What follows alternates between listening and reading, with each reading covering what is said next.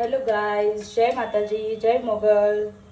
આજે આપણે બનાવીશું ડુંગળીવાળા પૌવા.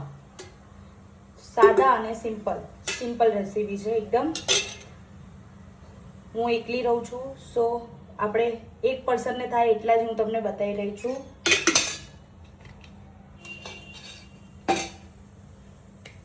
Let's see.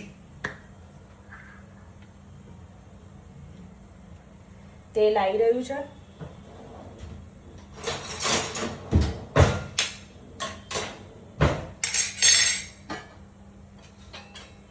પહેલા આપણે રાઈ, લાલ મરચું અને મીઠા લીમડાનો વઘાર કરશું.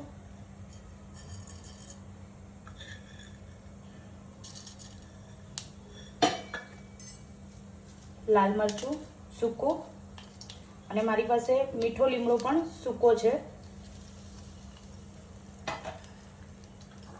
2-3 લવિંગ નાખીશું થોડી એના માટે. ફ્લેમ થોડી ધીમી કરી દઈએ. દેન એમાં એડ કરીશું આપણે ડુંગળી અને લીલા મરચાં.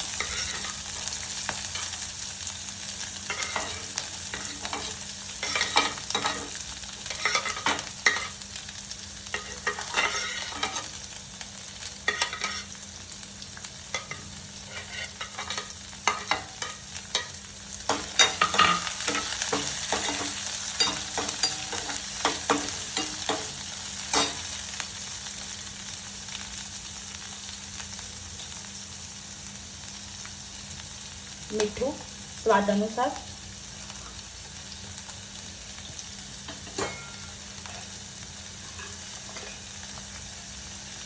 થોડી હળદર, થોડું અમથું મરચું ટેસ્ટ પૂરતું અને ધાણા જીરું.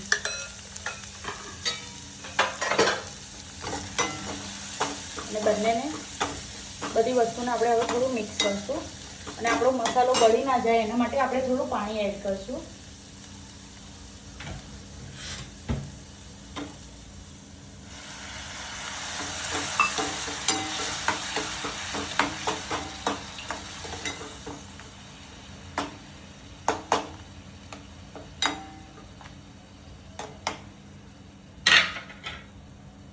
આને હવે આપણે 5 મિનિટે ઢાંકીને ચડવા દઈશું.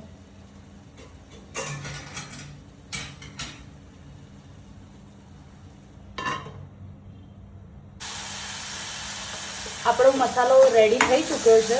હવે આપણે આમાં પૌવા નાખશું. પૌવાને મેં બનાવતા પહેલાં 10 મિનિટ પલાળી લીધા હતા અને એમાં ખાંડ નાખી દીધી હતી. મને થોડા ગળ્યા ચટ્ટા ભાવે છે તો મેં પલાળીને એમાં થોડી ખાંડ ઉમેરી દીધી હતી. હવે આપણે આને મિક્સ કરી દઈશું.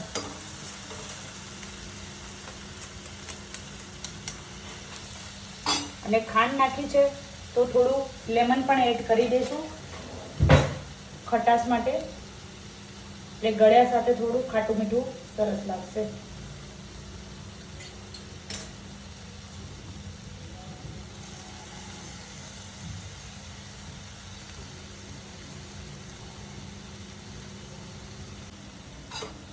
હવે બધી વસ્તુને આપણે મિક્સ કરી દઈએ.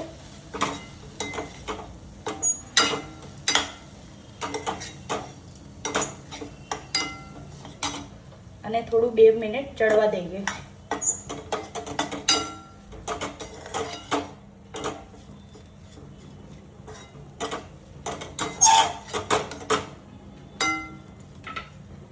આમાં એડ કરી દઈશું ગાર્નિશિંગ માટે કોથમીર. કોથમીર મને બહુ ભાવે છે એટલે હું થોડી વધારે નાખું છું. તમે તમારી રીતે નાખી શકો છો. અને એને થોડું કરીએ.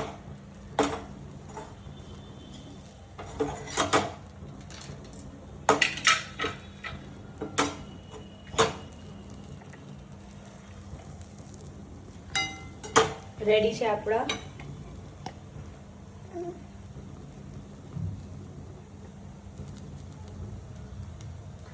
છે આપણા પૌવા, ડુંગળી પૌવા.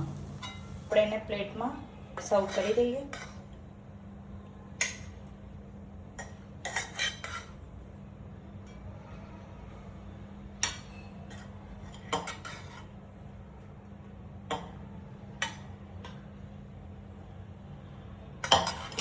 તમને અગર આ રેસીપી ગમી હોય તો મારી ચેનલને સબસ્ક્રાઈબ કરો, લાઈક કરો, ફોલો કરો અને મારું પેજ ઇન્સ્ટાગ્રામ પર છે, તમે ત્યાં પણ ફોલો કરી શકો છો. Thank you.